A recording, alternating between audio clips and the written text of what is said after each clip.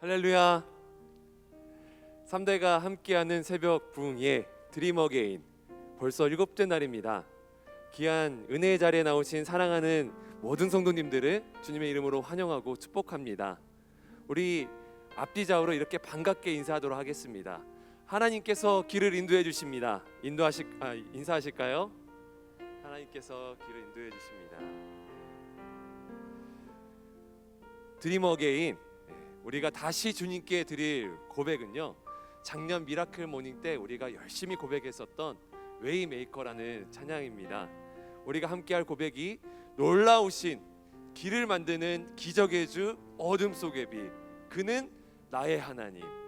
약속을 이루시는 주, 기적의 주, 어둠 속의 빛, 그분은 나의 하나님.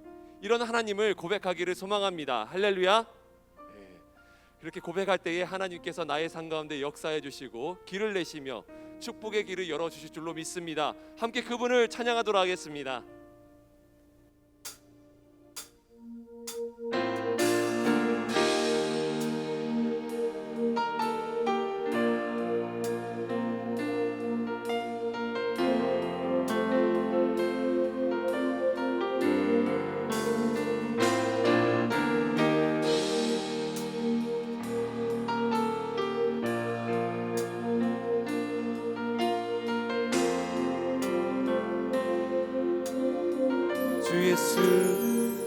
주 예수 이곳에 계셔 나 경배해 주 경배해 이곳에 운행하시며 일하시네 주 경배해 주 예수 이곳에 계셔 나 경배해 주 경배해 이곳에 운행하시며 일하시네 주 경배해 주는 놀라우신 기적의 주 어둠 속의 빛 그는 나의 하나님. 아멘. 약속을 이루시는 기적의 주 어둠 속의 빛 그는 나의 하나님. 모든 맘 만지시는 주 모든 맘 만지시는 주 나 경배해 주 경배해 우리 맘 치유하시네 나 경배해 주 경배해 모든 삶 돌이키시네 모든 삶 돌이키시네 계속해서 고백할 것은 경배해 주 경배해 이 시간 회복시키십니다. 우리 맘 회복하시네 나 경배해 주 경배해 주 경배해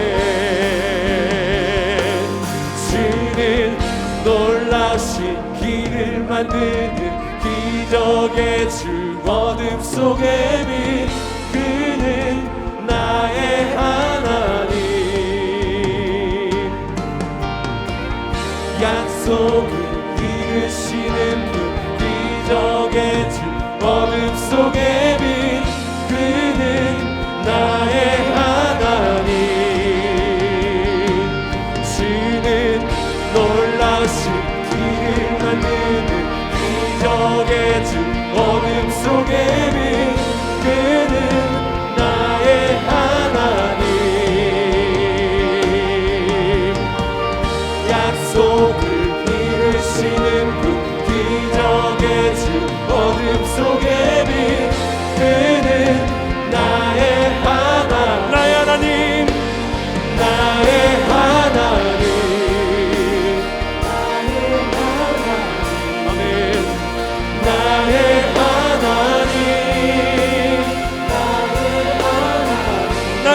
하나님, 나의 하나님,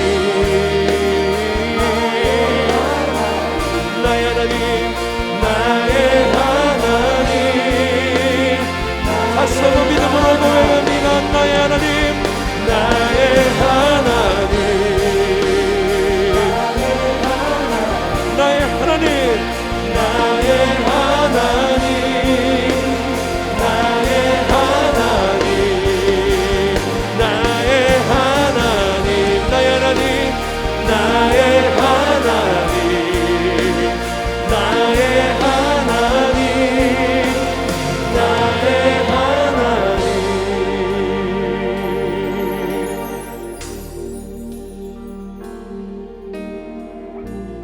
그분께서 나의 삶을 인도하시며 행하십니다. 그분은 보이지 않아도 일하십니다. 고백합니다. 주의 행하심, 보이지 않아도 때로 느낄 수 없을 그때도 일하시네 주님. 주 절대로 멈추지 않네. 주의 행하심 보이지 않아도 때로 느낄 수 없을 일하시네 주님. 주 절대로 선포하며 고백합니다. 주 행하심 보이지 않아도 때로 느낄 수 없을 그때도 일하시네 주님. 주 절대로 주 행하심 보이지 않아도 때로 느낄 수 없을 때도 일하시네 주님. 주 절대로 주님은 놀라우신 길을 만든 기적의 주 어둠 속에는 그는 나의 하나님. 약속을 이루시는 분, 기적의 주 어둠 속에는 그는 나의 하나님. 주님은 놀라우신 길을 만드는 기적의 주 어둠 속에는 그는 나의 하나님. 약속을 이루시는 분, 약속을 이루시는 분, 기적의 주 어둠 속에는 그는 나의 하나님. 고백합니다. 나의 하나님, 나의 하나님,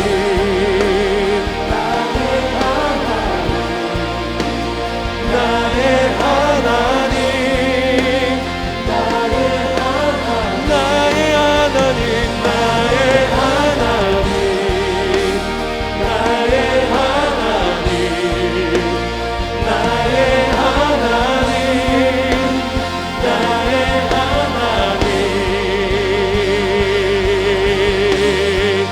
그대하신 주,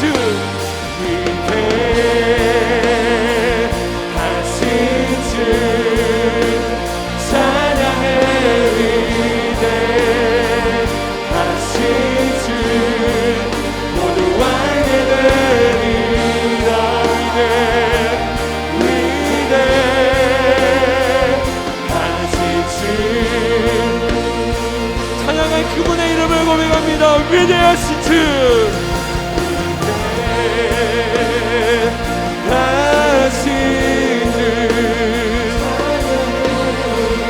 위대하신 주, 모두 알게 되리라.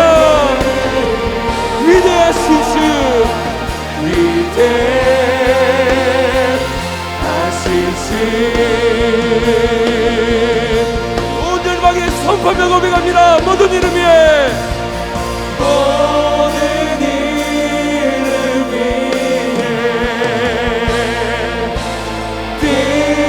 뛰어나신 이름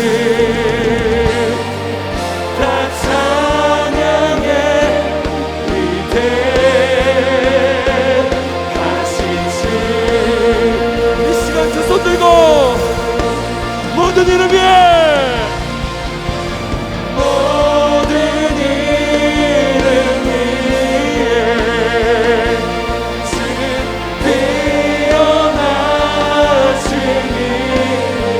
찬양합니다.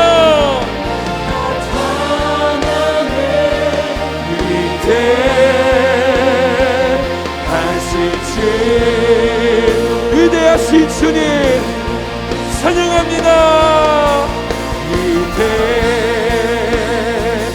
위대하신 주 찬양해. 모두 알게 되리라. 위대하신 주 위대 다시 한번 믿음으로 마지막으로 고백합니다. 찬양받으실 주님, 위대하신 주님, 위대하신 주 찬양해. 위대하신 주 모두 알게 되리라. 위대 두 손을 내치는 이 시간 기도하기를 원합니다. 우리가 고백한 대로 길을 만드시며 기적을 일으키시는 주님이 나의 하나님이십니다. 주님, 기적을 일으켜 주실 때에 아멘으로 순종하며 주님께서 우리에게 주신 길을 걸어갈 수 있도록 우리에게 큰 능력을 부어주시고 은혜 부어달라고 말씀 속에 행하시는 그 주님을 발견해 나가며 우리 모두가 함께 주님의 사명을 받드는 우리의 삶 되게 하여 주시옵소서. 모두 함께 주님의 이름 한번 크게 부르짖고 정성으로 기도하며 나가도록 하겠습니다. 주여,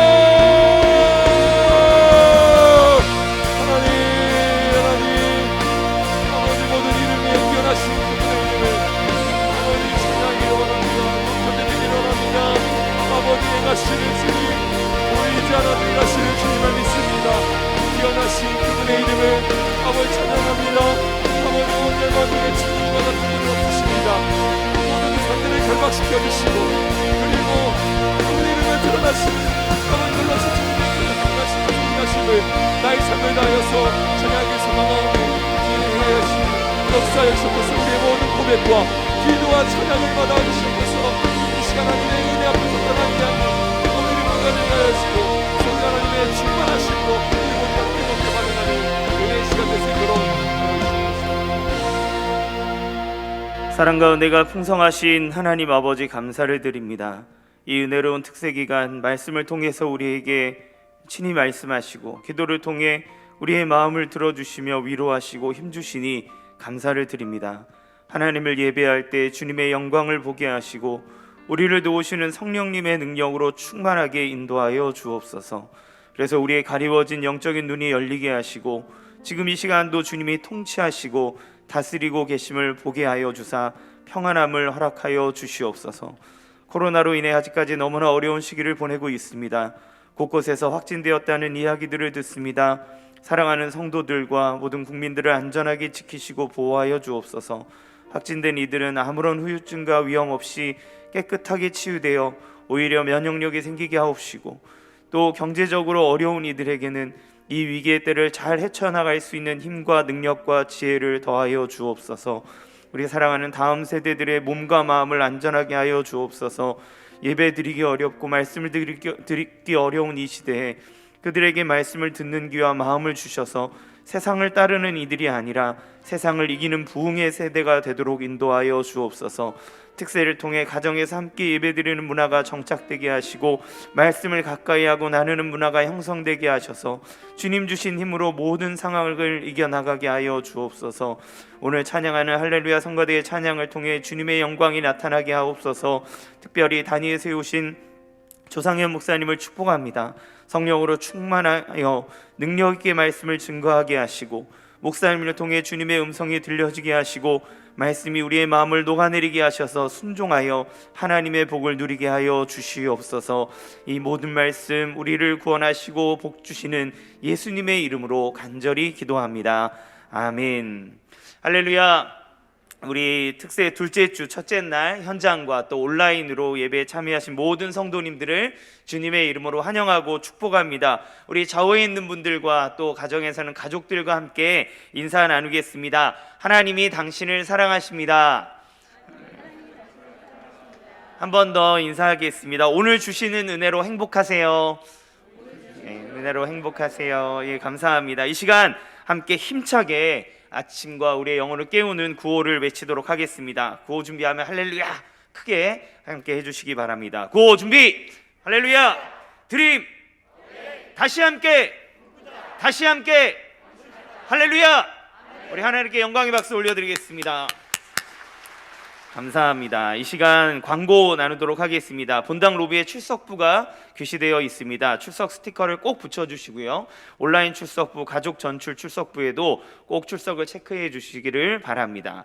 특세 이벤트에 대해서 말씀드립니다. 본당 1층에 드림나무와 포토존이 준비되어 있습니다. 가족과 함께 찍은 현장 예배 인증샷을 홈페이지에 올려주시고 드림나무에 하나님께서 주신 꿈을 걸어주시기 바랍니다. 선정된 분들에게는 이번 주에도 선물을 드립니다. 드림 그림 그리기 이벤트에 참여해 주셔서 특세를 통해 받은 은혜와 나와 우리 가정을 향한 하나님의 꿈을 각층에 비치된 도화지에 그리셔서 제출함에 이번 주 수요일 오전 9시까지 넣어주시면 선정된 분에게 선물을 드리고 또 뉴스레터 표지에 소개됩니다. 적극적으로 참여해 주시기 바랍니다. 홈페이지 참여 이벤트에도 관심 가져주시고 브이로그 이벤트에 참가하신 분들에게는 시상을 통해 아주 특별한 상품을 드립니다. 은혜 간증 나눔과 오행시에도 참여해 주셔서 이 특세가 더 풍성하게 또 가정에 있는 분들에게 현장에 오지 못하는 분들에게도 은혜가 함께 흘러갈 수 있도록 많이 동참해 주시기를 바랍니다. 이 시간에는 할렐루야 찬양대의 찬양으로 하나님께 영광 올려드리도록 하겠습니다.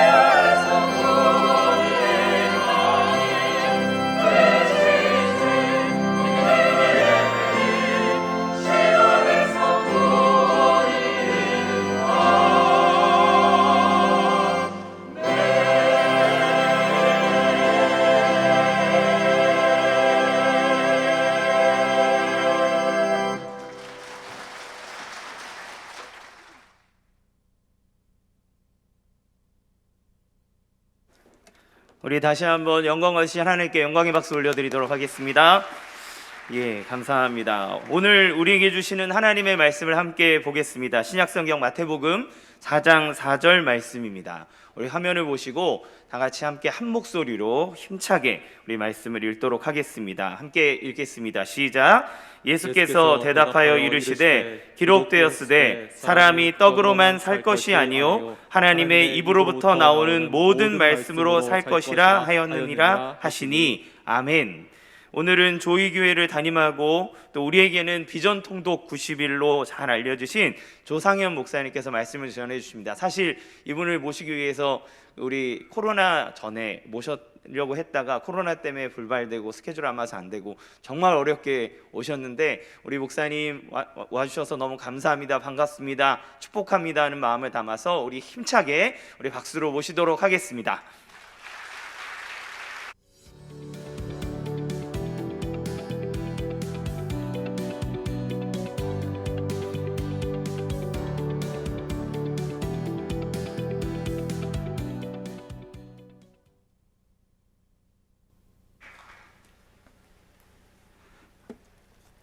할렐루야.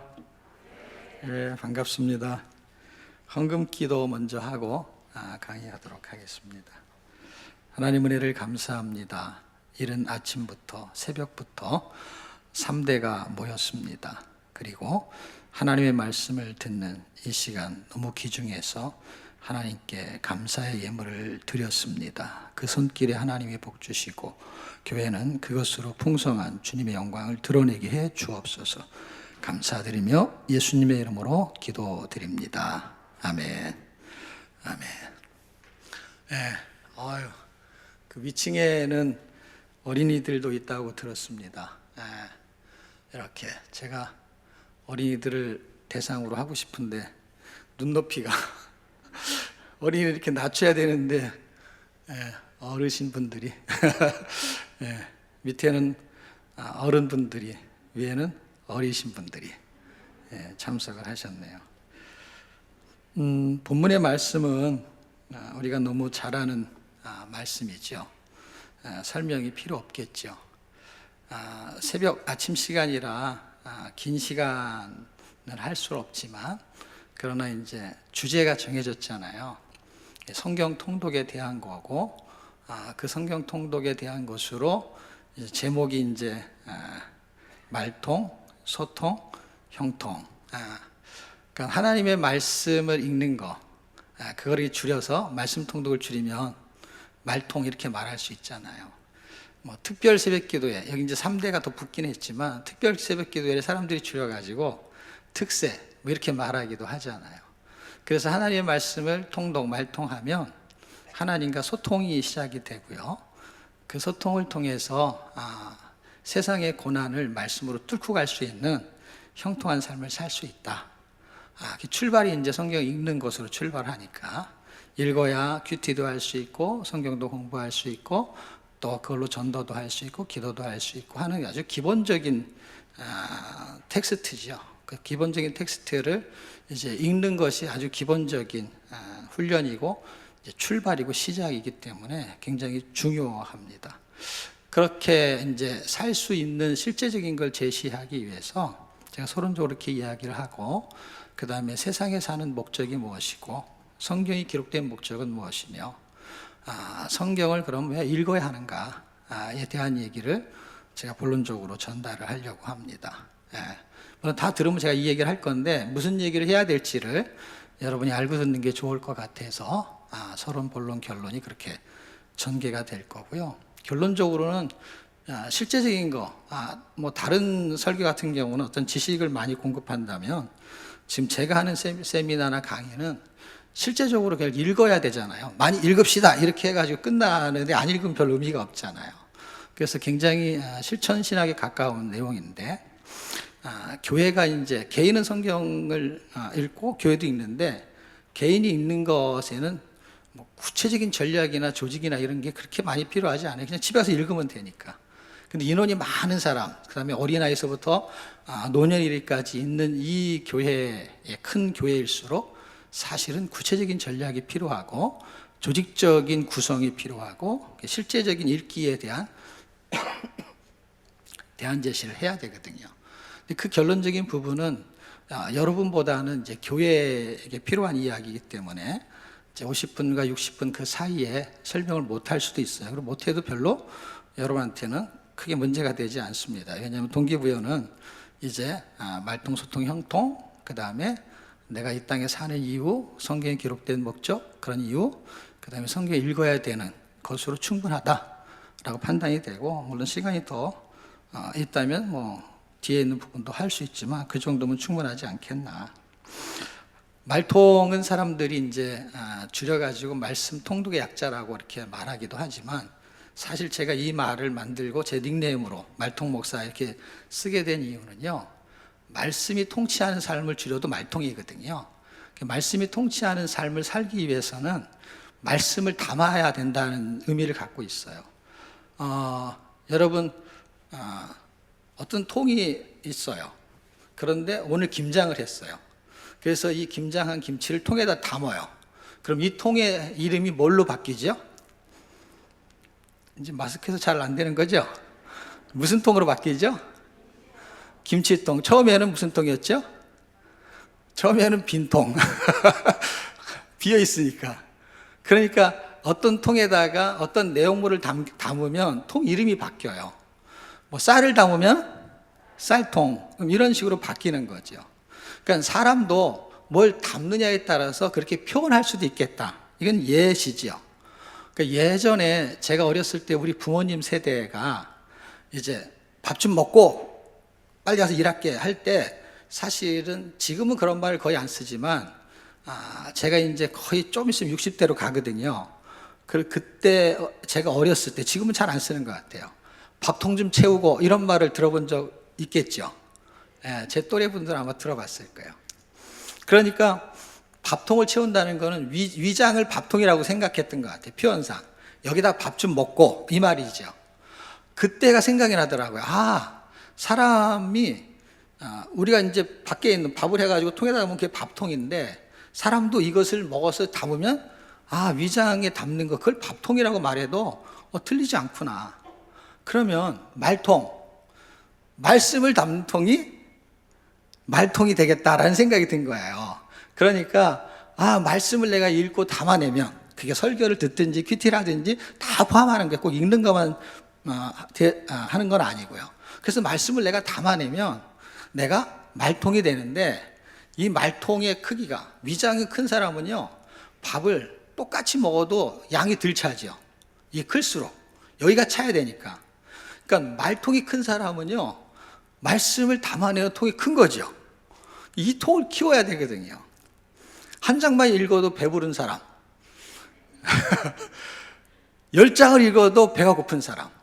음식은 채우면, 어느 정도 채우면은요, 배가 부르는 걸 느낄 수가 있어요.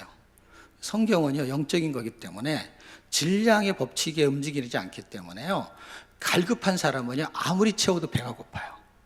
그런데요, 갈급하지 않은 사람은요, 안 채워도 배가 불러요. 안 읽어도 별로 갈급하지가 않으니까. 그런데 하나님이 갈급하셔서요, 성경을 쓰신 거거든요.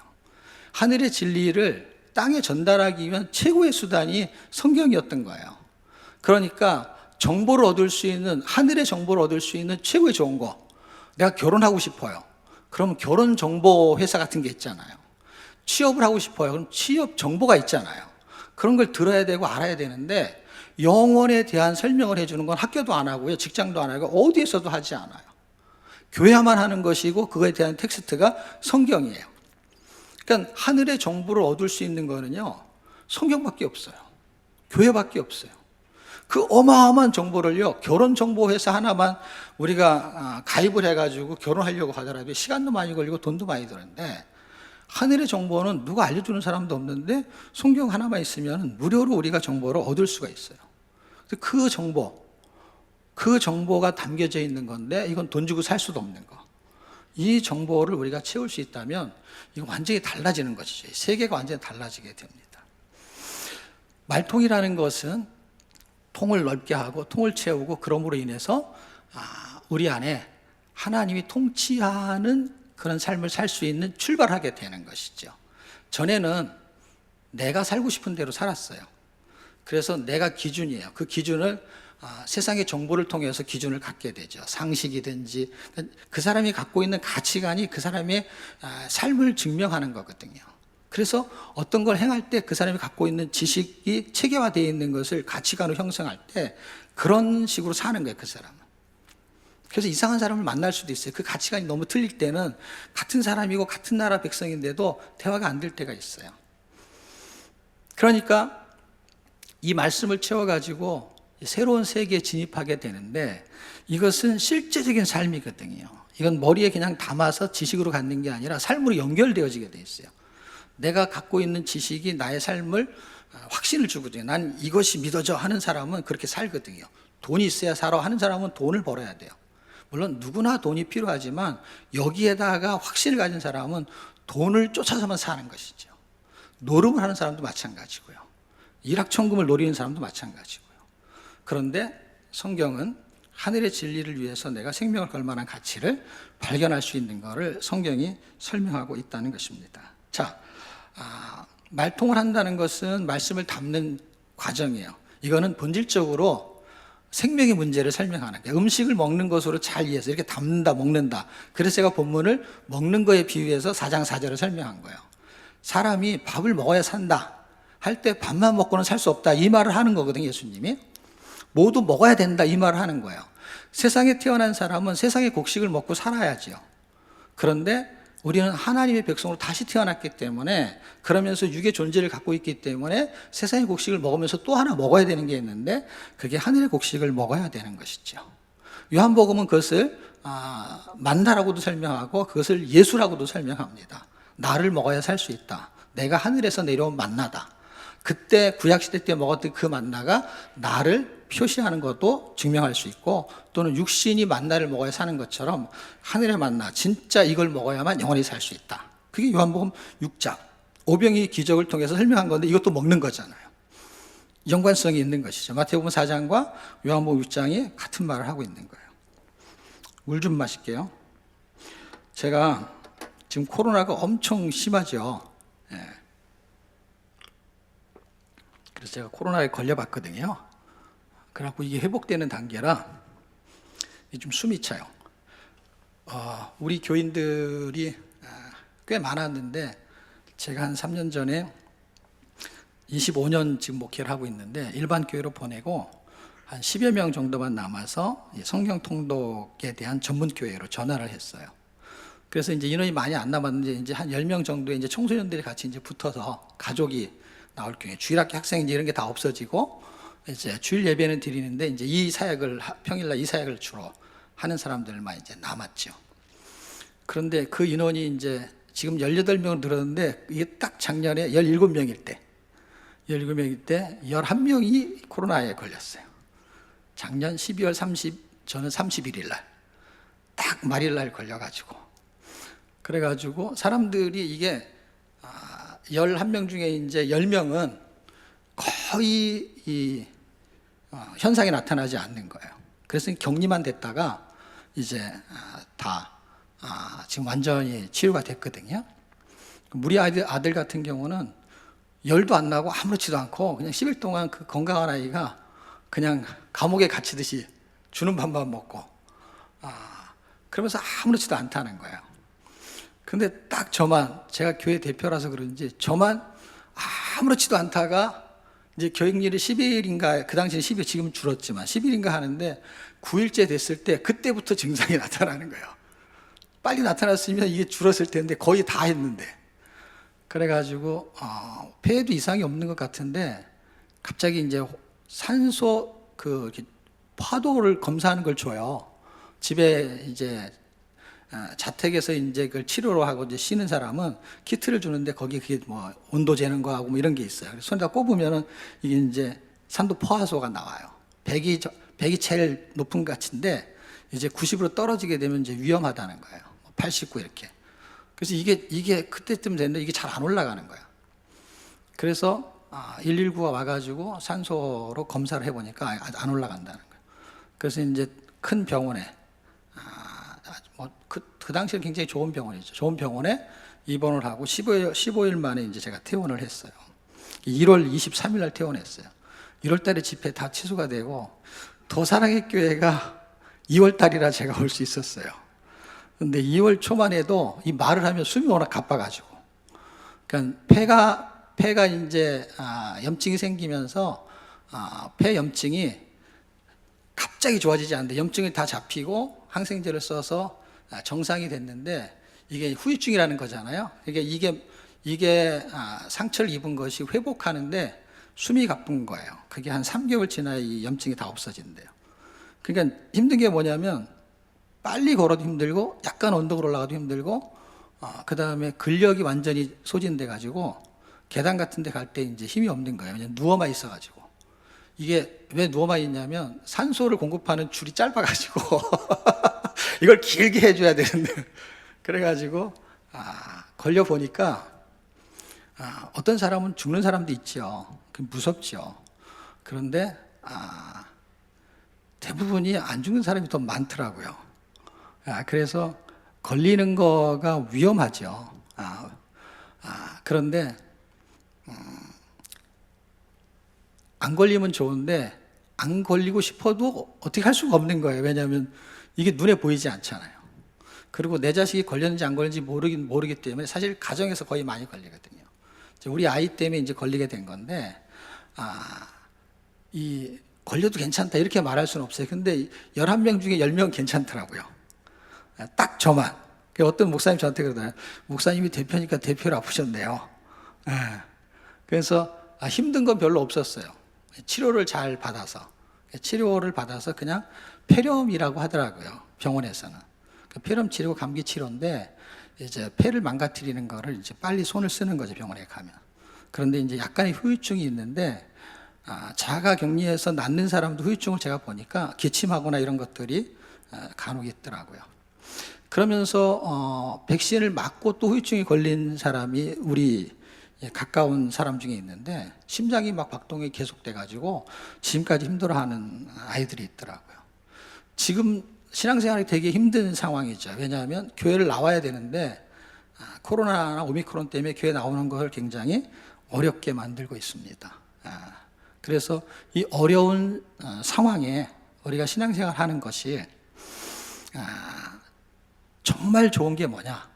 교회에 나올 수 있는 사람은 나오면 되는데 못 나오는 사람, 그러니까 아직 믿음이 없거나 또는 이제 좀 안정이 되면 나오면 되니까 좀 쉬거나 할 때도 여전히 놓지 않아야 될 게 있다면 그거는 성경 읽기가 가장 좋은 수단이 되겠다. 왜냐하면 혼자서 얼마든지 할 수 있는 성경 공부 같은 경우는 온라인도 할 수 있지만은 줌 같은 걸 통해서 해야만 이게 어떤 도전이 되잖아요. 근데 성경 읽기 이 기본이 되는 거는 가족끼리 집에서 성경 읽을 수 있는 프로그램을 교회가 잘만 제시한다면 아마 충분히 내 신앙이 떨어지지 않으면서 교회에서 이렇게 예배 드리는 거 방송으로 보면서 평일에는 성경 읽어서 그것을 유지할 수 있다면 정말 이 시기에 가장 좋은 프로그램으로 강화시켜야 될 게 있다면 성경 읽기.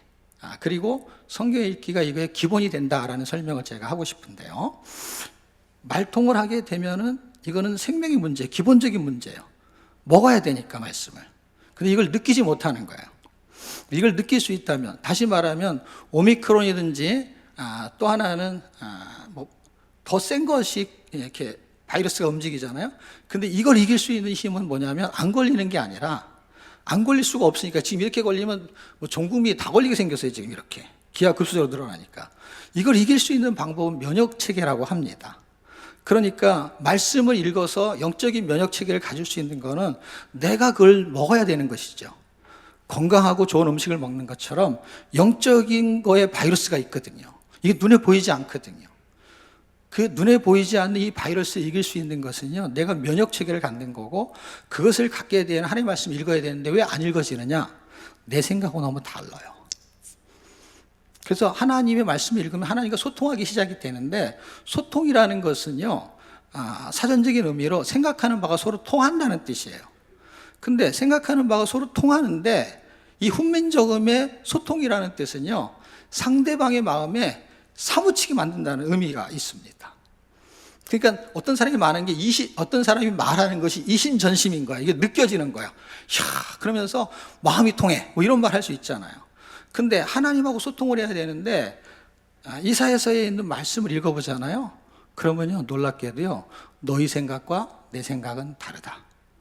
여러분, 생각이 다르면요, 소통이 이루어지지 않습니다. 말씀을 제가 읽으면서 이제 그냥 우리로 말하면, 사람으로 말하면 이제 서로 대화를 하면서 소통이 되는데 대화가 안 통하는 거예요. 여러분, 결혼 생활을 오래 한 사람도 있고 얼마 안 한 사람도 있을 텐데 잘 생각해보세요. 연애 시절이 있고 결혼하고 결혼 10년, 10년 이후를 여러분이 데이터를 내보십시오. 대화의 수가, 시간이 점점 길어질까요? 비례해서 10년, 20년 결혼 생활이 오래될수록 반비례할까요? 반자를 했죠? 반비례해요. 왜냐하면 많이 알기 때문에 조금만 얘기해도 말귀를 알아먹을 수 있다는 장점도 있지만 어떤 경우에는 대화가 안 돼요. 그럼 부부만 그러냐? 내가 사랑해서 결혼해서 아이를 낳는 그 아이는 더 대화가 안 될 때가 있어요. 사실은 대화가 됐다 전에는 그것은 대화보다는 부모가 말하는 걸 일방적으로 들어주는 상태였겠지. 그 아이가 중학생만 돼도요, 대화가 안 되기 시작해요. 그건 뭐냐? 생각하는 바가 다르기 때문에 그래요. 간단해요. 그게 옳고 그러냐, 그건 떠나서 내 생각이 옳고 제 생각이 틀리다 이 말이 아니고, 그거는 뭐 따져보면은 반대가 될 수 있죠. 내가 틀리고 걔가 맞을 수도 있고 그럴 수 있지만, 그거에 CCBB를 가리자는 게 아니라 대화를 할 때 소통이 안 되는 원인은 개인적인 사람의 문제가 아니라 둘이 갖고 있는 생각이 다르면 일단은 소통이 안 된다는 거야. 생각하는 바가 다르면 소통이 이루어지지 않아요. 근데 하늘의 생각과 땅의 생각이 너무너무 다릅니다. 제가 성경 구절 하나를 읽어드릴게요. 이사야서 55장 8절로 9절에 있는 말씀인데요. 이는 내 생각이 너희 생각과 다르며 내 길은 너희 길과 다름이니라. 여호와의 말씀이니라. 이는 하늘이 땅보다 높음같이 내 길은 너희 길보다 높으며 내 생각은 너희 생각보다 높음이라. 왜냐하면 하나님도 이 말을 왜 하냐면 이사야서에서 내 생각을 너는 알 수가 없구나. 그럼 내가 가는 길을 너희가 안 따라오는구나. 내가 이렇게 선지자를 보내서 말하는데도 말귀를 못 알아듣는구나 하는 거를 생각이 다르다라고 말해요. 어느 정도 다르냐? 너무 달라가지고 우리가 이제 여러분 어린아이들 기억날 거 아주 더 어렸을 때, 지금 주일학교보다 더 어렸을 때, 주일학교 다니기 전, 그러니까 초등학교 전에 부모님들이 이제 아이한테 물어보죠. 엄마 아빠 사랑하냐? 그때 사랑해. 그럴 때 아이들이 얼마큼 사랑해? 할 때 대답하는 게 뭐죠? 하늘만큼 땅만큼. 그 얘기가 여기 나오잖아요. 하늘만큼 땅만큼 차이가 있다라는 거예요. 그러니까 우리의 언어를 느끼는 걸 그대로 쓰고 있는 거예요. 그러니까 너무 커서 하늘과 땅처럼 크기 때문에 절대로 소통이 안 이루어진다라는 의미도 설명할 수 있는 거예요. 생각이 다르면요 소통이 이루어지지 않아. 그러니까 소통은 무슨 단계냐면, 대화를 계속 시도하는 건 무슨 단계냐면요, 그거는 생각의 단계예요. 우리가 아까 말통이다 그러면 읽기의 단계죠. 읽는 걸 하는 거예요. 읽다 보니까 내 생각하고 틀린 거예요. 이것이 왜 안 믿어지냐면 생각이 틀리니까. 야, 너하고는 대화가 안 돼. 그거는 뭐야? 너무 생각이 틀리니까. 근데 성경 읽어보니까 너무 내 생각하고 틀린 거예요. 그러니까 어떻게 해요? 이해할 수가 없죠. 깨달을 수도 없죠. 공부를 해서 뭘 아는 것 같긴 하는데 보면은요, 앞뒤가 안 맞는 것 같아요. 그러니까 제가 성경을 읽어보니까요, 이 껍질이 있잖아요. 이 껍질을 빼고 안에 있는 내용은요, 창세기부터 요한계시록까지요, 거의 뭐하고 똑같냐면요, 무협지의 내용과 똑같아요. 그 말 자체, 뭐 홍해를 건넜다 하는 것들 자체도 거의 무협지 같아요. 막 축지법 같은 거 나오거든요. 막 빨리 빌립이 에티오피아의 그 여왕 국고를 담당 간다게한테 갈 때도요, 거기 마차 타고 가잖아요. 그리고 출발도 늦게 했잖아요, 빌립은. 근데 그걸 쫓아가잖아요. 그럼 마차보다 더 빨리 똑같이 가도 늦는 거죠. 늦게 갔으니까. 그럼 마차보다 더 빨리 갔다는 거 아니에요. 그건 굉장히 빠르게 갔다는 거예요. 근데 수단이 그냥 갔다는 거예요. 성령이 이끌려서 갔는데 어쨌든 축지법과 같은 것이죠. 기적이라는 거, 오병의 기적, 이 모든 것들이 전부 다 거의 무협지 수준입니다. 근데 잘 생각해 보십시오. 저는 무협지를 읽은 적은 없지만 들은 기억이 있어요. 어떤 걸 들었냐면 너무 무협지가 재미있어서 하루 저녁에 무협지를 다 읽었다 이런 얘기를 들은 기억이 있어요. 그런데 무협지 내용이 다 이런 거잖아요. 죽었는데 다시 살아나고 막 이런 거. 그런데 예수님도 죽었다 다시 살아나고 나사로도 다시 살리고 나사로는 나살려에서 다시 살아난 거죠. 이렇게 된 내용들이 거의 흡사한데 왜 이거는 재미가 없을까? 를 제가 고민을 많이 했어요. 근데 딱 결론이 하나 나더라고요. 무협지는요 재밌어요. 근데 재밌는데 이거는 왜 재미가 없냐는 거죠. 내용이 거의 같은데. 놀라운 것은요, 제가 발견한 거는요, 무협지는 그것이 사실이 아닌 줄 알고 있는 거예요. 그냥 허구인데 재밌는 거예요. 이렇게 막 벌어지는 그 사건이 너무너무 재밌는 거야. 가짜인데 사실이 아닌데. 그런데 성경은요 가짜라고 하면 읽겠는데 사람들이 뭐라 그러냐면 다 사실이라고 말하는 거야. 그러니까 이해가 안 되는 거예요. 무협지는 가짜니까 재밌어요. 근데 성경은 진짜이기 때문에 재미가 없는 거예요. 너무 아이러니하지 않습니까? 진짜가 재미있고 가짜가 재미없어야 되는 거 아니에요? 근데 진짜는 재미가 없고 가짜가 너무 재밌는 거예요. 그런 인생이, 그런 신앙생활을 할 수 있다는 생각이 들었어요. 옛날 구봉소 장로님 돌아가셨지만 그 연예인 생활을 하다가 어떻게 하나님을 믿었어요. 믿고 나서 그가 장로님까지 되셨는데 그분이 하신 간증 중에 기억나는 단어가 제가 생각이 나요. 그게 뭐냐면 자기는 코미디 같은 걸 하면서 가짜를 진짜처럼 말하면 사람들이 웃어주고 다 믿었다는 거예요. 그래서 어떻게 해서 교회를 들어와서 보니까 자기가 어떤 진리를 알고 교회를 보니까 교인들이 너무 웃기다는 거예요.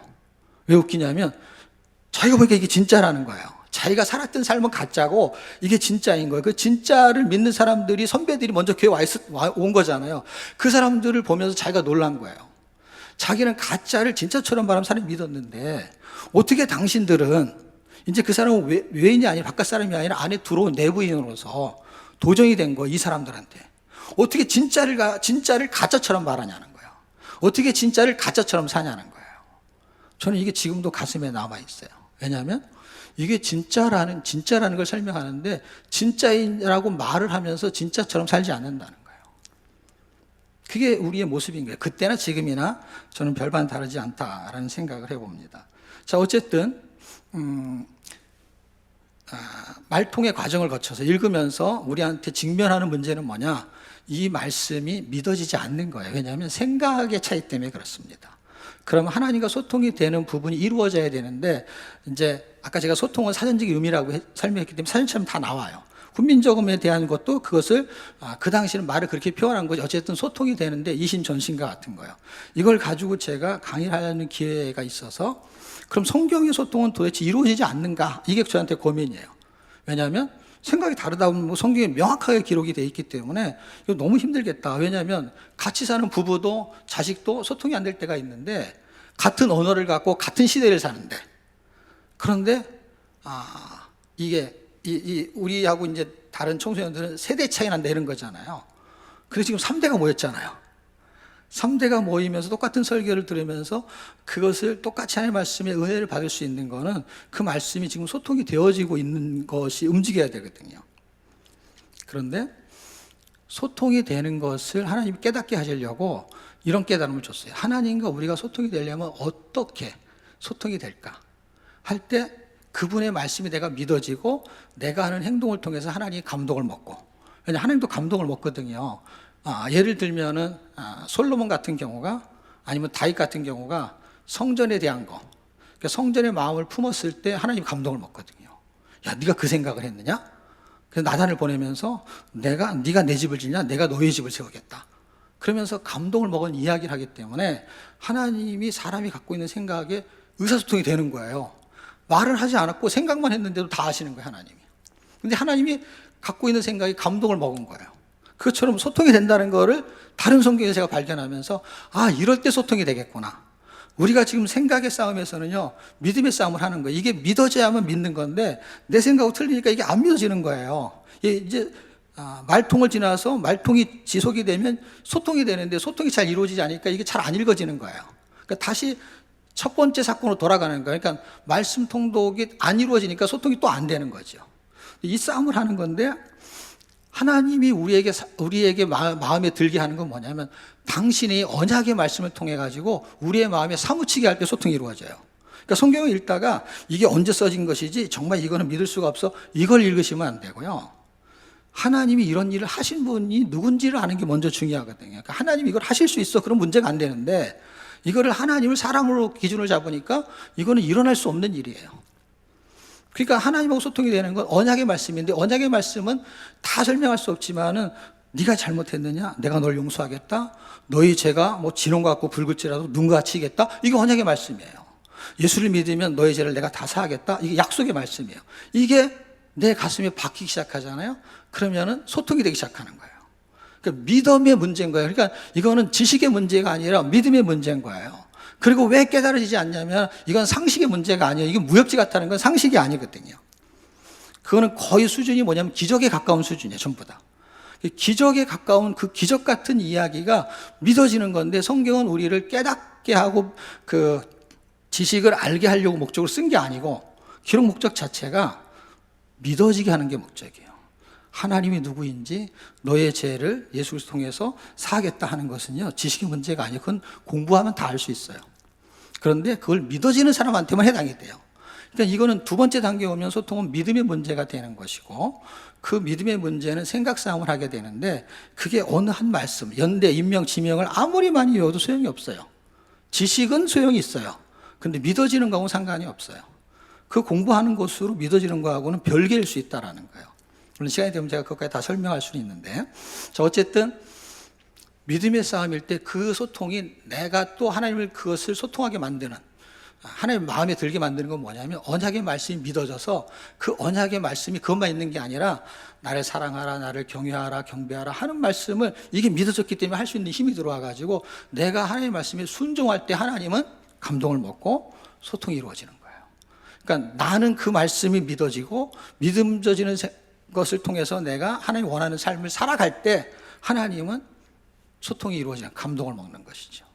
아, 이게 성경의 소통이구나. 그 소통이 이루어지면 결론이 해당되는 게 뭐냐면 형통한 삶이에요.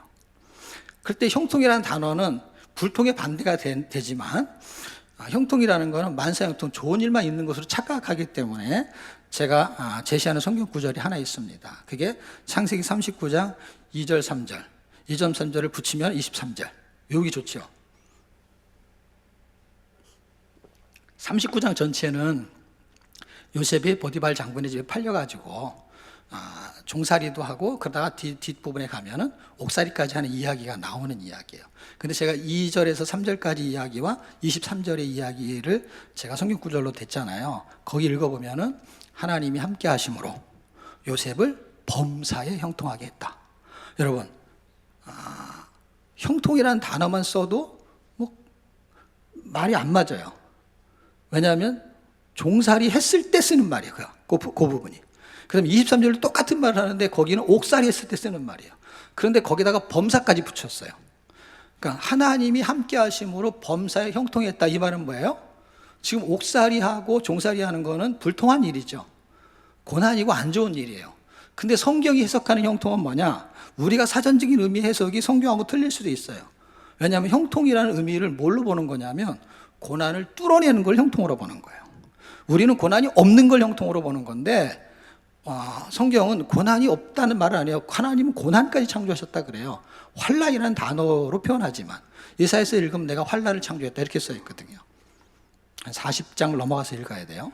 근데 그 40장 넘어가면서 읽는 게 굉장히 중요하죠. 왜냐하면 43장 같은 경우에는 내가 이 백성을 지은 것은 나를 찬송하게 하려 함이라 하는 창조의 목적을 설명하고 창조의 기사가 나와요. 44장, 45장에 가면 45장 이제 클라이막스고 고레스라는 사람도 등장하고 우상이 등장하는 그 즈음에 창조의 목적을 설명합니다. 창세기를 아무리 읽어도 창조의 목적을 이해할 수가 없는데 이사야 45장이, 왜냐하면 우상하고 대비되는 것 때문에. 그래서 우상 얘기가 주제인 것 같은데 그게 아니고 우상의 얘기가 표면에 뜨지요. 그렇지만 실제 말하고 싶은 거는 나를 경배하라고 만들었는데 왜 우상을 경배하냐, 이렇게 해서 그 말을 하게 된 것이죠. 창조의 목적은 하나님을 경배하는 건데. 자, 그런데 말통이 되고 소통이 됐어요. 그러면 이제 마지막 형통이 되는 건 순종의 단계죠. 순종의 단계에서 하나님이 함께하면, 믿어지면 순종하거든요. 그래서 생명의 문제의 말씀을 먹고 그 말씀이 읽으면서 언약의 말씀이 내 안에 가슴에 박히면서 소통이 되기 시작하면 믿어지는 단계에 이르게 되고, 믿어지면은 그것을 실천하게 되면 순종의 단계에 이르는데, 순종하게 되면 형통의 마음이 움직여요. 그럴 때 출발이 성경 읽는 것부터 출발하고, 그 다음에 소통이라는 그런 고난의 과정, 이 지식적인 고난, 이것이 내게 깨지고 하나님의 말씀을 받아들이는 그런 과정을 거치는 과정이 성경 읽기예요. 성경 공부는요, 그런 과정이 적어요. 왜냐하면 어떤 거를 이렇게 학습하는 개념이 많기 때문에. 큐티도 그런 게 적어요. 그런데 사람들은 큐티를 하거나 성경 읽는 거는 되게 좋아해요. 왜냐하면 뭔가를 해내려고 하는 게 있어요. 근데 성경 읽기는 큐티도 아니고 성경 공부도 아니기 때문에 이것도 아니고 저것도 아니에요. 그런데 성경 읽기는 얼마나 중요하냐면 공부가 되는 부분은 적어요. 왜냐하면 공부할 시간이 없는 거예요. 쭉 읽어버리니까. 그 다음에 큐티 할 수 있게 반복하는 게 아니라 이렇게 많은 분량을 읽어버리기 때문에 사실 공부도 안 되고 큐티도 안 되는데 시간만 지나요, 그냥. 그리고 남는 거는요, 얼마 몇 개월 지나면 남는 거는 그저 남는 건 딱 한 번 일독 이거밖에 안 남아요. 남는 게 일독이에요, 그냥. 또 열심히 했어요, 몇 개월을. 그 또 하나 남았어요. 그러면 이제 일독 한 사람 이독이지만 그래도 일독이잖아요. 일독, 이독. 이거를 누가 하냐고요? 독한 사람만 하는 거예요. 일독한 사람이 이독하고, 이독한 사람이 삼독하고. 어떤 사람이 독하냐? 이 사람이 진짜 독한 사람이에요. 앞에다 일자를 안 붙여서 그렇지 이게 정말 독한 사람이에요. 이 독을 품은 사람, 담았으니까 그 사람이 세상의 독을 해독할 수 있는 에너지가 생기는 거예요. 순종할 수 있는 에너지도 거기서 나오는 거예요. 왜냐하면 하나님의 말씀이 역사하거든요. 히브리서 4장 12절에는 말씀은 살았고 운동력이 있는 거기 때문에 이 우리가 음식 에너지를 먹으면 비타민C가 많은 음식을 먹으면 비타민C가 내 안에서 역사를 하는 거예요. 음식이 역사한다는 건 에너지가 움직인다는 거예요. 그래서 내 몸에 필요한 영양소를 먹기 때문에 골고루 먹는 거고 영양분을 먹는 거죠. 하나님의 말씀은 사실 내가 깨닫지 못해요. 그러면 여러분이 이건 비타민C가 많은 것도 공부한 거잖아요. 근데 어린아이 같은 경우는 엄마가 챙겨주니까 먹지 사실 음식에 대한 지식이 있을까요, 없을까요? 없지요. 근데 엄마는 알죠. 이걸 먹으면 비타민C가 있고 이거는 뭐 베타카로틴이 있고 뭐 그런 게 있잖아요. 근데 그걸 모르고 먹는 아이도 어때요? 먹으면은 그 음식이 영양분을 발휘를 할까요, 안 할까요? 하죠. 그러니까 우리는 어린아이 생각을 안 해서 그래요. 내가 이걸 모르기 때문에 이 말씀의 능력이 없다고 착각하는 것이죠. 하나님의 말씀에는 하나님의 능력이 있는 거예요. 살았고 운동력이 있고 그거를 담아내면 그 힘이 움직이는 거를 내가 과학적으로 지식적으로 체험이 부족해서 모를 수 있어요. 그렇지만 이 말씀의 효력은 반드시 발휘가 되겠죠. 그걸 음식으로 생각하면 그것이 세상의 음식이든 영적인 음식이든 비슷한 원리가 있거든요. 그리고 성경은 그걸 뒷받침하는 말들이 있죠. 하나님의 말씀은 살아있는 말씀이야. 신선한 말씀이야. 생명의 말씀이야. 능력의 말씀이야. 그거는 죽어있는 말씀이 아니야. 이거는 움직이는 말씀이고 활동을 하고 운동을 해. 그러니까 내 안에서 운동을 하면은 내 생각이 틀렸어. 이 말이 맞는 거야. 라는 역사가 일어나는 것이죠. 이 싸움의 과정을 반드시 안 거칠 수가 없어요. 거쳐야 돼요. 누구나. 그러면서 형통의 단계로 올 때 그런 사람한테는 고난이 하나도 없느냐? 시계를 봐야 되는데. 아직 10분 남았네요. 아직 10분 남았는데 처음부터 다시 했으면 좋겠네요. 처음부터 다시. 다시 5시로 돌아가서. 지금 중요한 거는 형통이 아니라 이렇게 할 수 있는 방법들이거든요. 이거를 과정을 이해해야 돼요. 그랬을 때 읽기는 이런 부분이 부족하기 때문에 얻어지는 게 없기 때문에 사람들이 계속 실패를 하거든요. 그래서 읽으면서 은혜가 되는 말씀이 나오면 그냥 큐티를 해버려요. 그런데 또 모르는 게 있으면 주석을 찾아보거나 막 전화를 해요. 또 담당 그 구역장이나 아니면 목사님, 담당 목사님한테. 그러면 잘 생각해 보세요. 국어, 영어, 수학이 과목이 따로 있는 것처럼 성경 읽기, 성경 공부, 성경 읽기의 과목이 다른 거예요. 그러니까 영어 시간에도 영어를 하고 수학 시간에도 영어하고 국어 시간에도 영어하면 영어는 잘하지만 다른 걸 못하는 거죠. 그러니까 성경 공부 시간에 성경 공부하고 큐티 시간에 큐티하고 성경 읽기 시간에 또 성경 공부하고 성경 시간에 큐티하니까 성경 읽기만 안 되는 거예요. 성경 읽기는 패턴이 전혀 다른 거예요. 왜냐하면 목적이 다른 거예요. 그러니까 장점이 달라요. 성경 공부의 장점은요, 성경 읽기의 장점하고 다른 거예요. 영어와 수학은 서로의 그 특색이 다른 거란 말이에요. 근데 성경을 읽으면 성경 공부도 되고 큐티도 된다고 착각을 하는 거예요. 영어를 잘한다고 해서 다른 것도 다 수학도 잘해주고 그러지 않잖아요. 그건 따로 배워야 되는 거예요. 자동차의 구조를 잘한다고 해서 운전이 저절로 잘 되는 게 아니거든요.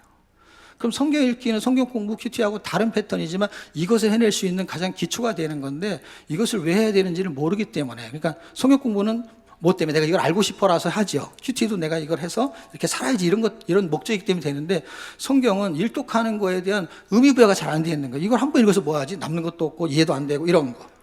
그럼 읽을래니 차라리 그 시간에 공부하는 게 낫지, 이런 거예요. 근데 절대로 그렇지 않습니다. 디모데전서 4장 12절 13절을 쭉 읽어보면은 디모데에게 바울이 목회서를 쓴 책이거든요.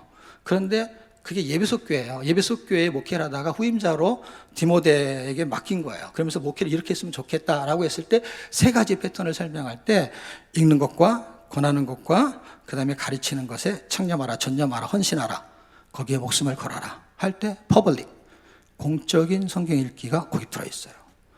예전에요, 공적인 프로그램이었던 것이 퍼스널로 바뀐 거예요. 지금 왜 바뀌었는지는요, 이거는 왜 읽어야 돼, 왜 읽지 못하느냐라는 설명할 때 할 수밖에 없는 거예요. 그러니까 이 파생되는 건 되게 많아요. 근데 그런 거는 그렇게 중요하지 않아요. 왜 중요하지 않냐면, 그건 다른 설명이에요. 동기부여가 되긴 하지만 다른 파트의 설명이에요. 그러나 성경에 그걸 설명하고 있다는 거예요. 제 간증이 아니에요. 저도 성경을 많이 읽었어요. 제 간증이 여러분한테 중요하지 않기 때문이에요. 왜? 성경이 뭐라고 말하냐가 훨씬 중요한 거고, 성경이 호소력이 있고 더 능력이 있어요. 간증은 시간이 있고 어떤 프로그램 속에서 양념과 같은 거예요. 그걸 이제 더 해주는 것 뿐이죠. 근데 성경이 뭐라고 말하냐는 거예요. 그리고 실제적으로 내가 읽어야 되는 도전은요, 저 사람이 읽었으니까는 별로 중요하지 않아요. 예, 내가 기준되지 않기 때문에 그래요. 성경이 기준되는 거는 이 과정을 반드시 거쳐야 돼요. 왜냐하면 성경은 믿게 하려는 게 목적이에요. 그런데 읽기는요, 저자의 생각을 들어보는 게 목적이에요, 여러분. 옛날에 중세시대의 대학은요, 책을 읽는 거였어요. 이 읽는 것이 기본이 안 되면요, 다른 것이 무너져요. 왜냐하면 읽어야만이 그 내용 속에서 기도가 나와야 되고, 그 내용 속에서 큐티가 되고 성경 공부가 되기 때문에 중세시대, 어떻게 보면은 우리가 말할 때 암흑시대라고 말하는 AD 480년에서 1517년 종교개혁 르네상스 부흥기, 그러니까 5세기에서 16세기 약 1000년이죠. 1000년에 걸쳐서 중세시대라고 하는 그때 성경을 못 읽게 했거든요. 그 못 읽게 하면서 이것이 회복이 된 거는요, 루터라는 사람이 종교개혁을 해서 일어난 게 아니라 그것은 대명사로 그 사람이 뜨는 거고, 종교개혁은 면죄부와 연옥설 때문에 생긴 게 아니에요, 여러분. 그것도 수면에 뜬 것뿐이에요. 수면에 떴다는 얘기는 뭐냐면 그게 주제거리죠. 근데 종교개혁은 그것 때문이 아니라 성경을 읽어서 종교개혁이 일어난 거예요. 그럼 성경을 못 읽게 했는데 어떻게 일어났느냐? 왜 못 읽었냐? 볼게트라는 그 성경을 원어로 쓴 거를 라틴어로 번역한 책만 읽으라고 했어요. 근데 라틴어를 모든 사람이 읽을 수 없기 때문에 성경을 읽을 수가 없었어요. 그리고 읽지 못하게 했어요, 또 더군다나. 그런데 뭐 이클리프라든지 아니면 루터라는 사람들이 영어로, 독일어로 성경을 번역한 거예요. 성경을 번역하면 사람을 죽여버리는 거예요. 뭐 예를 들면 루터도 죽을 뻔했죠, 성경을 번역해서. 근데 성경을 번역해서 성경을 읽어보니까 면죄부가 잘못된 거구나, 이거를 자기들이 읽어서 알았기 때문에 종교가 일어난 거예요. 루터가 이건 잘못된 것입니다 말아서 종교가 일어난 것처럼 생각하는데 절대로 그렇지 않습니다, 여러분. 성경을 읽고 텍스트에서 기준을 확인한 거예요. 면죄부라는 얘기가 없구나, 성경에는. 예수 믿으면 구원이구나. 그것을 가르쳐도 무식했거든요. 왜? 성경 자체를 모르기 때문에 너무 무지해서 영적인 암흑시대였거든요. 근데 그 성경 읽기가 공적인 프로그램이었다는 거예요. 근데 지금처럼 성경을 교회가 읽으려고 하는 시대가 없을 정도로 성경을 많이 읽으려고 하는데, 공적인 프로그램으로 교회가 완전히 선택을 했다라고 보기엔 되게 어려운 그 갈림길에 있지 않는가.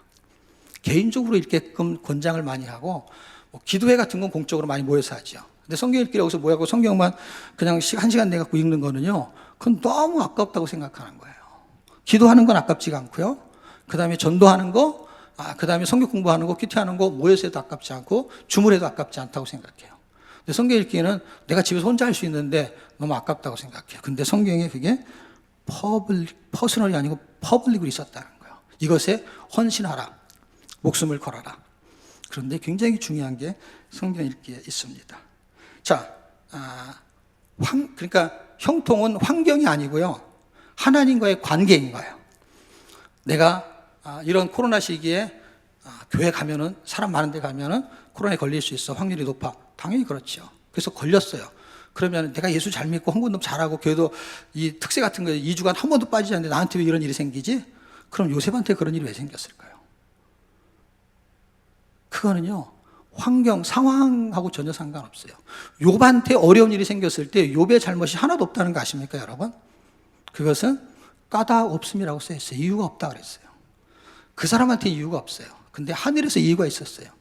까닭 없는 까닭이 있었단 말이에요. 예? 까닭 없는 까닭. 예. 끝에 닭으로 끝나네요. 그러니까 나한테는 이유가 없지만 하늘에서는 이유가 있었어요. 어떤 이유?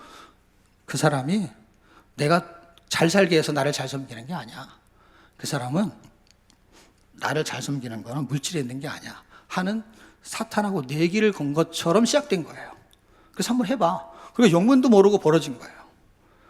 우리가 신앙생활 잘했는데 어려움이 생길 수 있냐? 그것은 이유를 이 땅에서 찾으면 안 되는 거예요. 내가 뭐 때문에 이거에 걸려가지고 힘들지? 교회는 왜 이것 때문에 힘들지? 그 까닭 없는 까닭을 이해하셔야 돼요. 그게 땅에 있지 않고 하늘에 있는 거예요. 그런데 이런 고통이 올 수 있냐? 올 수 있죠. 그러면 형통은 이걸 뚫고 갈 수 있는 힘이 있죠. 그럼 믿음이죠. 여러분, 예수를 잘 믿으려면 이거를 두려워하면 안 됩니다, 이런 얘기가 아니에요. 두려운 사람은 두려워요. 그리고 힘든 사람은 힘든 거예요. 그런데 그거에 옳고 그름을 말하고자 아니라 누구한테나 다 직장이 어렵고 힘들고, 그 다음에 취업하는 것도 힘들고 결혼하는 것도 힘들고 그 다음에 사업도 힘든 사람이 있어요. 꼭 코로나에 걸리는 것만이 아니라 코로나보다 더 무서운 게 와요. 코로나 때문에 내가 당한 어려움이. 그럼 이게 코로나를 원망할 일이 아니죠.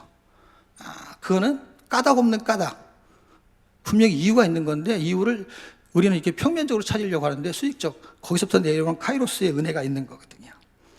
그러니까 이 어려울 때 은혜를 찾아야 되는데 그것이 순종의 단계인데 그걸 형통이라고 보는데, 어떻게 해서 그렇게 이루어지느냐 할 때 그러면은 내가 신앙생활 잘하려면 이걸 그냥 이겨내야 돼, 그런 게 아니고요, 말씀이 역사를 한다는 거예요. 그 성경 구절 하나 보겠는데요, 시편 105편 17절에 19절 제가 읽어드릴게요.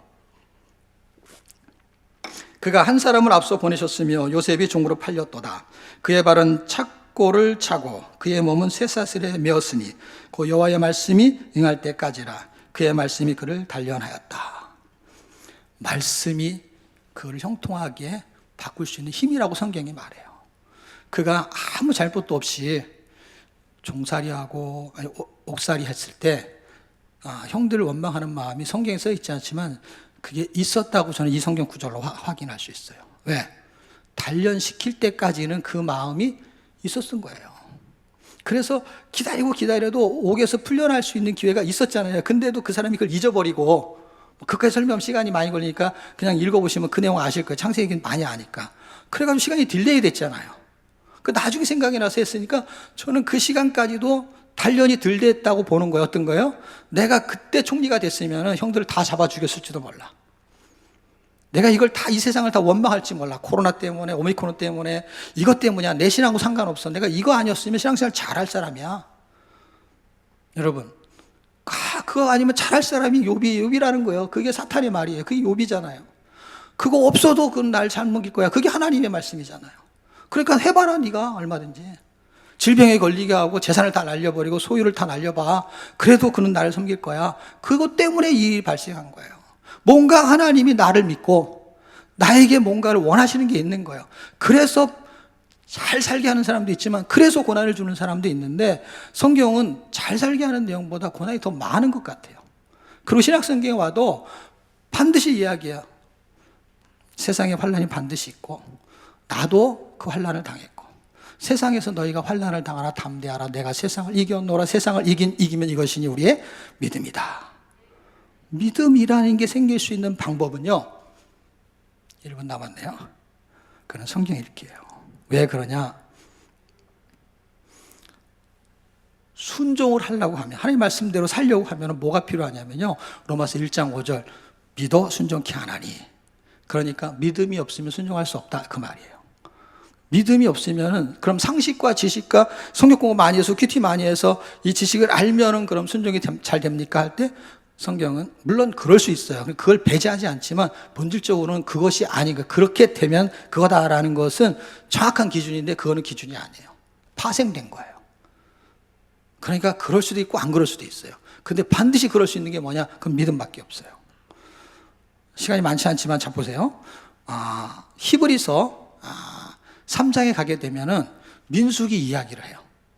광야 40년 이야기 민수기니까. 그런데 하나님이 그들에게 진노했다고 말해요. 왜 진노했느냐? 이게 17절, 18절, 19절에 써 있어요. 왜 진노했느냐? 그들이 나를 믿지 않아서 이렇게 써 있어요. 그래서 하나님이 진노했대요. 그러니까 아니 불순종해서. 그럼 그들은 왜 불순종했느냐? 그것은 나를 믿지 않아서. 민수기 14장 11절과 22절을 읽어보면요. 너희는 왜 나를 믿지 않느냐? 언제까지 나를 믿지 않겠느냐? 하면서 22절에 뭐라고 쓰냐면요. 이건 하나님 직접 말한 거고요. 이거는 1500년, 그러니까 BC 1500년경이니까 AD 100년 사이에 쓴 책이니까 이 신약은 1500년 전에 그 예수님 하나님 말씀하신 거를 그대로 인용하면서 쓰고 있는 거예요. 이 민수기, 신명기, 히브리서 기자가. 그들이 믿지 않았다는 거예요. 근데 그 말이 써 있는 거 뭐라고? 22절에 내가 애굽에서의 기적을 일으킨 거, 그 다음에 광야에서 기적을 일으킨 거, 네가 이것을 보고도 왜 10번이나 나를 시험하느냐? 왜 나를 믿지 않느냐? 여러분, 증명이 너무 간단하죠. 믿어 순종케 한다는 말이 로마서는 그거는 이론적인 이야기고 히브리서는 실제적인 사례를 설명하고 있는 거예요. 그 실제적인 사례가 뭐예요? 경험과 체험이 있어도 믿지 않을 수 있다 이 말이에요. 그리고 믿지 않으면 순종할 수 없다 이 말이에요. 그거를 로마서 1장 5절에 쓰고 있고 16장 26절에 쓰고 있어요. 이 모든 사람들이 이 하나님의 말씀을 믿어서 그래서 하나님께 순종하는 것을 목적으로 이 로마서가 핵심적으로 움직이고 있거든요. 그러려면 믿음이 있어야 된다는 거예요. 순종하려면 믿음이 있어야 돼요. 근데 믿음은 어떻게 생기냐는 거예요. 순종은 믿음을 통해서 오고 믿음은 믿습니다 하면 생기면 지금 믿음이 있어야 돼요. 어떤 믿음? 순종하는 믿음. 그런데 그거는 로마서 10장 17절에 믿음은 들음에서 나고 들음은 그리스도의 말씀이다 할 때 그리스도의 말씀은 그분의 행적을 말하는 게 아니에요. 그분에 대한 지식이 아니라 그분의 생명을 말하는 거예요. 창세기서부터 요한계시록까지 흐르는 그분의 생명, 빛을 왜 만들었고 천지를 왜 창조했고 할 때 그리스도가 거기에 녹아져 있거든요. 그것을 읽어내야 되거든요. 근데 그것을 읽어내는 게 아니라 문자를 읽으니까 문제인 거죠. 왜냐하면 문자에 갇혀 있기 때문에 우리가. 근데 문자를 통해서 그 언어를 통해서 우리에게 소통하시는 거고 거기서 나오는 문자의 의미가 있거든요. 그 의미를 읽어내야 되는 거예요. 그러면 그게 성경의 읽기거든요. 그러니까 결론. 이제 시간이 다 됐으니까 결론. 우리가 하나님의 말씀을 읽기 시작하는 게 말통이고 그게 본질적인 생명을, 영적인 생명을 공급하는 기본적인, 본질적인 문제죠. 그걸 통해서 소통의 과정을 거치죠. 대화를 시도한 거죠. 그런데 대화가 잘 안 되는 거죠. 왜냐하면 이 말이 생각이 틀리니까. 그런데 오늘날 이 말씀 중에 어떤 거, 연대인면 지명하고는 전혀 다른 거예요. 그거는 그냥 공부하는 거고요. 그건 알아야 되지만 그것 때문에 발생하지는 않죠. 그럼 그걸 통해 가지고 소통이 이루어지면 어떻게 해요? 생각 싸움이죠. 하나님 생각과 내 생각에서 누가 우위를 점하느냐 할 때 항상 내 생각이 옳은 거죠. 그러니까 이 생각이 틀리니까 안 믿어지는 거죠. 부모가 말을 해요. 자식이 생각할 때 부모 말을 왜 안 듣느냐? 엄마 생각보다 내 생각이 더 맞다는 것이죠. 그러니까 원리는 똑같아요. 우리가 생각하는 게 우리가 그렇게 살고 있어요. 부모의 말을 부모니까 존중하면서 들어주냐? 그거는 내 생각이 없을 때죠. 초등학교 어릴 때 시절. 자기 생각이 생기면서 세상의 가치가 생기면서 이런 일은 이건 사실이 아니야. 이건 뭔가 이상해. 라는 것 때문에 안 믿어지는 거죠. 이게 맞아라고 하면 어떻게 안 믿을 수 있어요? 근데 그 싸움에서 그게 이루어지잖아요. 그러면 형통의 단계로 갈 때 그 형통이 그걸 뚫고 갈 수 있는 힘이 순종인데 그 순종은 믿음을 통해서만 오고 그 믿음은 그리스도의 말씀, 생명, 성경에서 생명을 읽어낼 때만 믿음이 생겨요. 그래서 생명을 드릴 수 있는 힘이 나오는 것이죠. 그런 은혜가 여러분께 넘쳐나기를 주의 이름으로 축복합니다. 기도하겠습니다. 하나님 은혜를 감사합니다. 더 사랑의 교회가, 더 성경 읽는 교회가 되기를 축복하며 예수님의 이름으로 기도합니다. 아멘.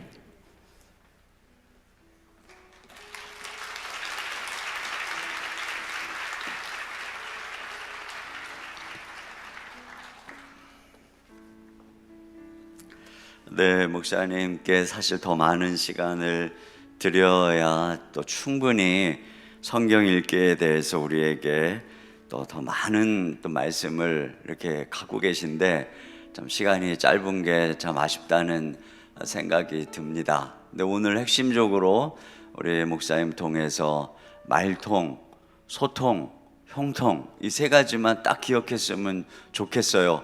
그래서 우리가 먼저 말씀을 열심히 읽어서 말통이 되는 거죠. 말통. 그래서 말통이 열심히 되면은 또 우리 마음속에 하나님의 심정이 또 성령을 통해서 주님이 우리 마음 감동하시 주님과 소통하는 소통. 그래서 소통 속에서 우리가 그 말씀에 순종하며 걸어갈 때 형통한 또 모든 삶의 고난을 뚫고 이길 수 있는 그 믿음을 통해서 이겨나가는 그 형통, 이런 삶을 우리가 살아가게 되는 줄로 믿습니다. 우리 시간 그래서 이제 저희들이 이 특세가 끝나면 우리가 어떻게 통독을 또 1년 동안 할 수 있을지 여러분을 좀 도와드릴 거예요. 그래서 계획을 세우고 또 우리 교회 안에도 뭐 여러 가지 기도팀도 있고 또 뭐 전도팀도 있고 그런데 이게 성경 읽기 팀도 좀 우리가 조직을 해서 여기에 여러분들이 온라인으로 또 밴드로 카톡으로 가입을 해서 그래서 1년 동안 성경을 1독 또는 2독 이렇게 할 수 있도록 지금 개인적으로도 또 아주 열심히 이렇게 성경 읽는 분들이 많이 계신데 이제 교회가 여러분들이 그렇게 할 수 있도록 도우려고 합니다. 그래서 기대하시고 또 지금 잘 읽고 계신 분들은 뭐 계속 잘 읽으시면 될 것 같아요. 우리 시간에 주님 말씀하시면 내가 나아가리다. 주님 뜻이 아니면 내가 멈춰서리다. 나의 가고 서는 것 주님 뜻에 있으니 오 주님 나를 이끄소서. 뜻하신 그곳에 나 있기 원합니다. 이끄시는 대로 순종하며 살리니 연약한 내 영은 통하여 일하소서. 주님 나라와 그 뜻을 위하여. 우리 자리에서 일어나셔서 우리 찬양 드리고 또 같이 주님께 기도하며 나아가겠습니다.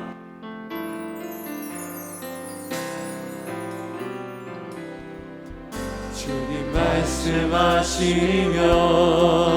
내가 나아가리다.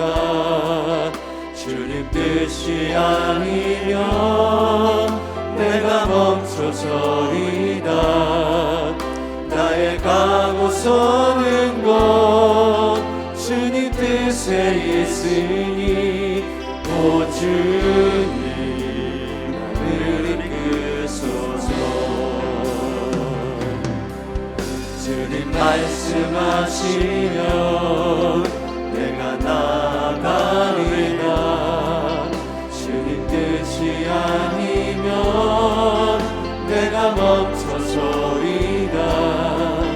나의 가고 서는 곳 주님 뜻에 있으니 오 주님 나를 이끄소서.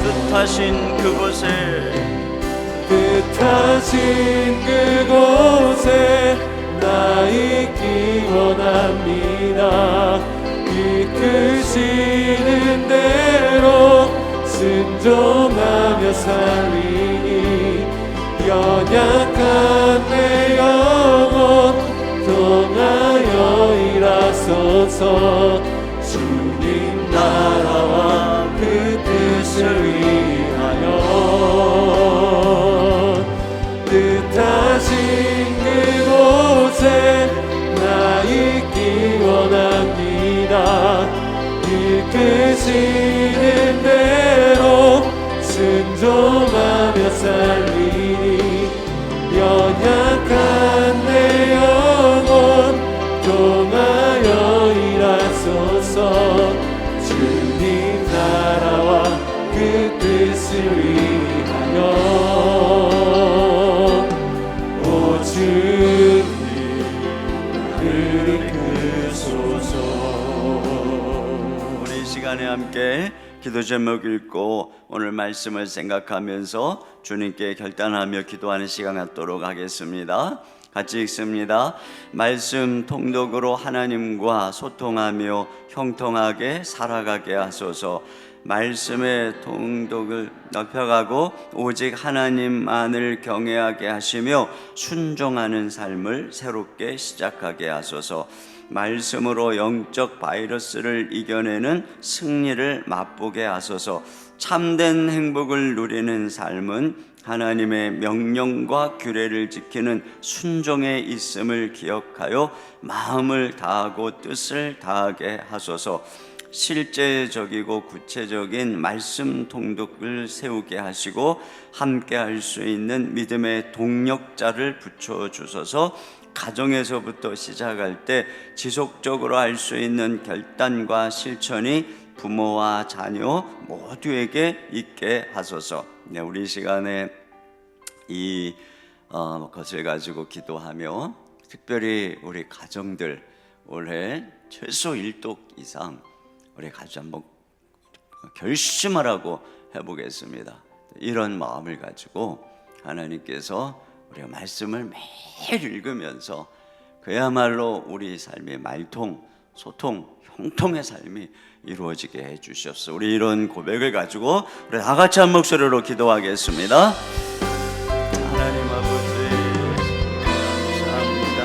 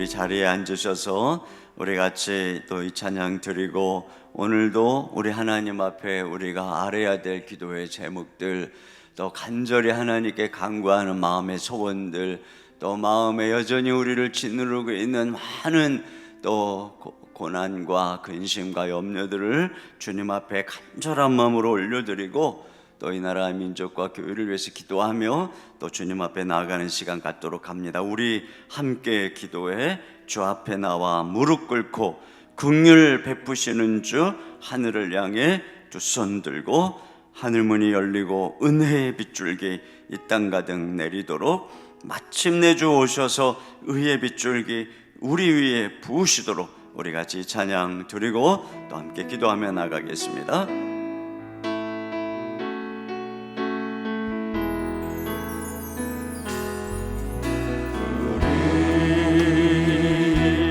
함께 기도해 주 앞에 나와 무릎 꿇고 긍휼 베푸시는 주 하늘을 향해 두 손 들고 하늘문이 열리고 은혜의 빗줄기 이 땅 가득 내리도록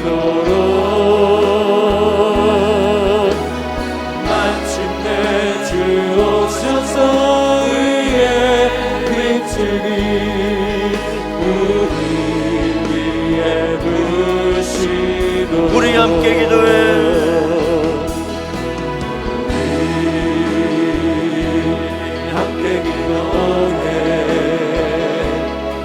앞에 나와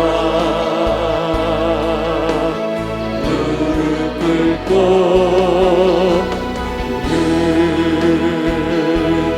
베푸시는 주 하늘을 향해 두 손 들고 하늘문이 열리고 하늘문이 열리고 은혜의 빗줄기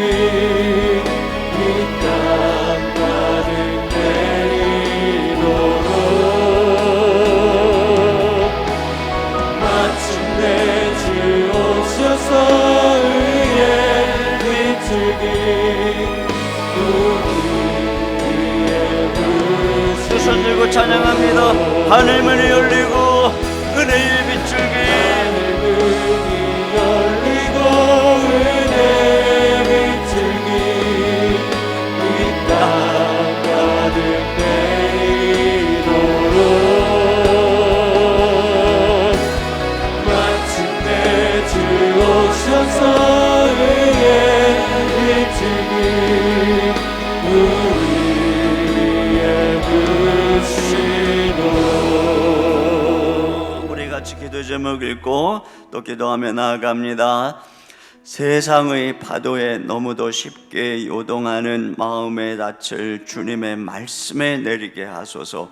세상의 고난을 말씀으로 뚫고 가게 하시며 형통한 삶을 살 수 있게 하소서. 온 가족의 말씀 통독을 결단하게 하시고 우리 가정의 가장 되신 하나님의 말씀 안에서 하나 되어 주를 사랑하고 가족과 이웃을 사랑하는 믿음의 명문 가정이 되게 하소서. 말씀을 통해 보여주시는 대로 하나님의 원대한 꿈을 펼쳐가는 이음센터의 모든 사역이 되게 하소서.